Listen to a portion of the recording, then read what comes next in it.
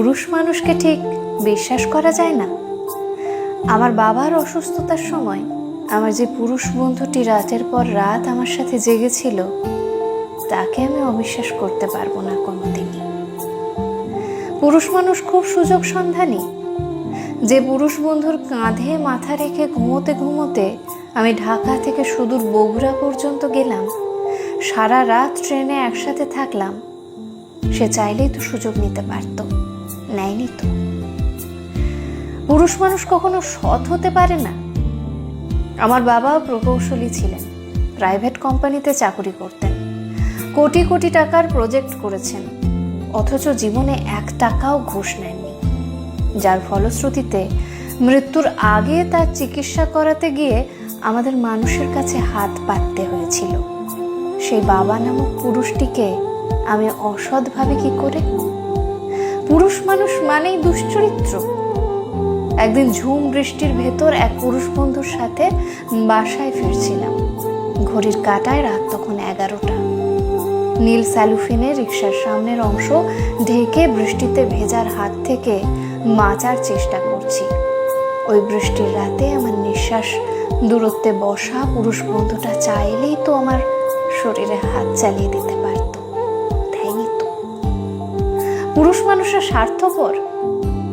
কতবার কত পুরুষ পাবলিক ট্রান্সপোর্টে নিজের জায়গা ছেড়ে দিয়ে অনুরোধ করে আমাকে বসতে দিয়েছে। যে অচেনা অজানা একটা মানুষের জন্য নিজের জায়গা ছেড়ে দেয়, সেই মানুষটাকে আমি স্বার্থপর ভাবি কিভাবে বলুন তো? পুরুষ মানুষকে ঠিক ভরসা করা যায় না। আমার বাবার অ্যাক্সিডেন্টের পর মৃত্যুর আগ পর্যন্ত 7-8 বছর চাকরি ছিল না।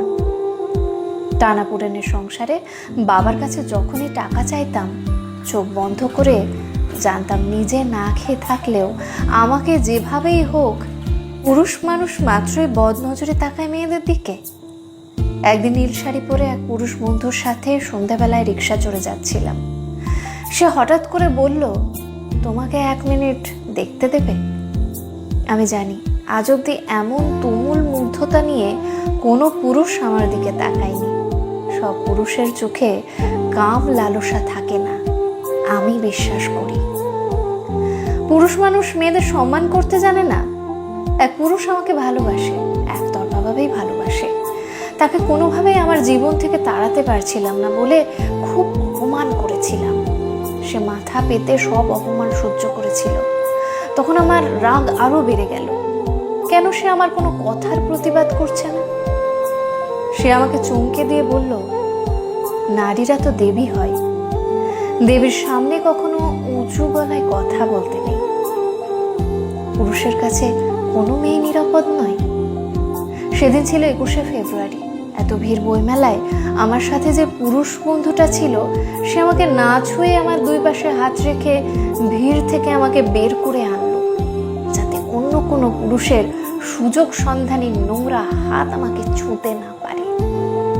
সেই পুরুষ বন্ধুর কাছে কি আমি নিরাপদ ছিলাম না?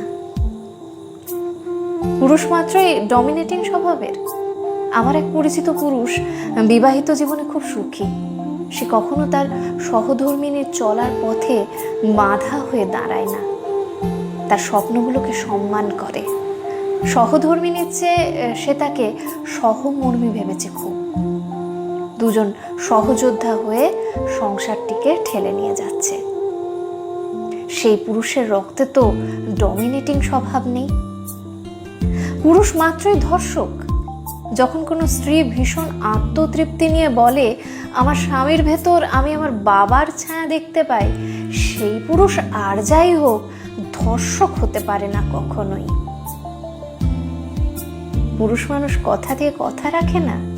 প্রেমিকার কথা রাখবে বলে যে প্রেমিক সিগারেট ছেড়ে দেয়, সে কি কথা রাখেনি? পুরুষ মানুষ কঠিন হৃদয়ের অধিকারী। আদরের বোনকে হাস্যোজ্জ্বল মুখে শ্বশুর বাড়িতে পাঠিয়ে যে ভাই আড়ালে দাঁড়িয়ে চোখের জল ফেলে, সেই ভাই নামক পুরুষটা কি কঠিন?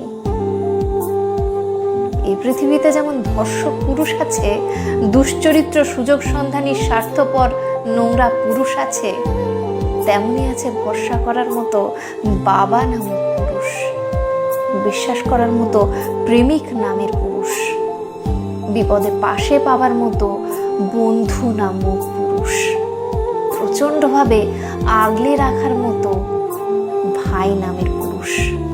অবিশ্বাসী পুরুষদের মহা মিছিলে যেন এইসব সত্যিকারের পুরুষেরা হারিয়ে না যায়। তাই কবিতায় থেকো বৃদ্ধ পুরুষ, থেকো আমার শ্রদ্ধায়, মননে আর তুমুল ভালোবাসা ও ভরসায়।